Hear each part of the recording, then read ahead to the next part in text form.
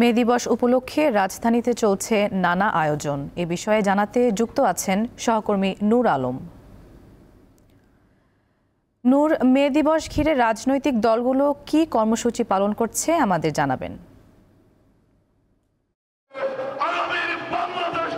আপনি জানেন যে শ্রমিকের অধিকার প্রতিষ্ঠায় প্রতি বছর পহেলা মে পালিত হয়ে আসছে। আজ থেকে 139 বছর আগে থেকে কিন্তু পালিত হয়ে আসছে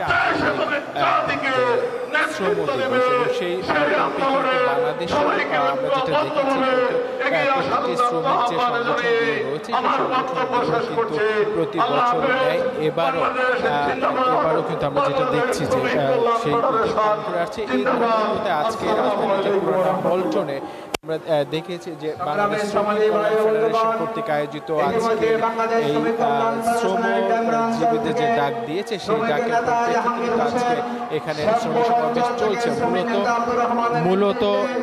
মূলত শ্রমিকদের অধিকার আদায়ের লক্ষ্যে কিন্তু আজকে তাদের এই আয়োজন। এবং কিছুক্ষণ পরেই কিন্তু এখানে আজকের এই শ্রমিকদের যে আজকের সমাবেশ, এই সমাবেশে যোগ দিবে বাংলাদেশ জামায়াতে ইসলামের আমির ডাক্তার শফিকুর রহমান, এছাড়া সেক্রেটারি জেনারেল গোলাম মিয়া পরোয়ার সহ নায়েবে আমির মুজিবুর রহমান। তারা এই মধ্যে উপস্থিত হয়েছে। এর মধ্যে যে নেতারা মূলত শ্রমিকদের যে ন্যূনতম মজুরি, সেই মজুরি আদায়ের লক্ষ্যে এবং যে কর্মঘণ্টা আদায়ের জন্য যে শ্রমিকরা যে করে আসছিল সেই যেন বাস্তবায়ন হয় এবং শ্রমিকের যে ন্যূনতম মজুরি থেকে শুরু করে সব ধরনের আদায়ে যেন সকল রাজনৈতিক দল থেকে সোচ্চার হয়ে যে সংগঠনগুলো রয়েছে তারাও জানি একত্রে কাজ করে। এই প্রত্যয়ে কিন্তু আপনি দেখতেই পাচ্ছেন রাজধানী পুরনো পল্টনে এখন পুরো লোকারণ্য। এই রাজধানীর পুরনো পল্টন যে মোড় রয়েছে সেখান থেকে বিজয়নগর থেকে শুরু করে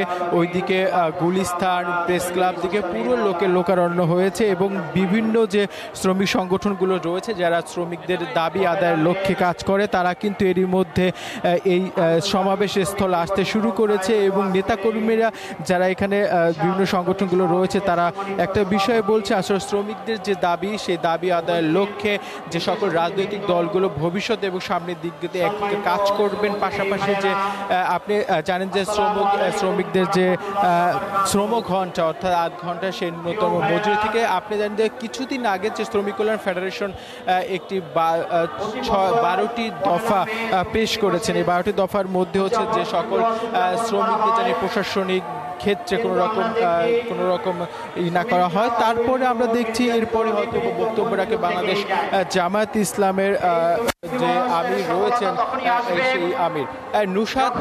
এই ছিল আমার কাছ থেকে রাজধানী পুরানা পল্টনে যে আজকে যে পহেলা মে দিবস উপলক্ষে আজকে যে বাংলাদেশ শ্রমিক কল্যাণ ফেডারেশনের যে শ্রমিক সমাবেশ সেই সমাবেশ।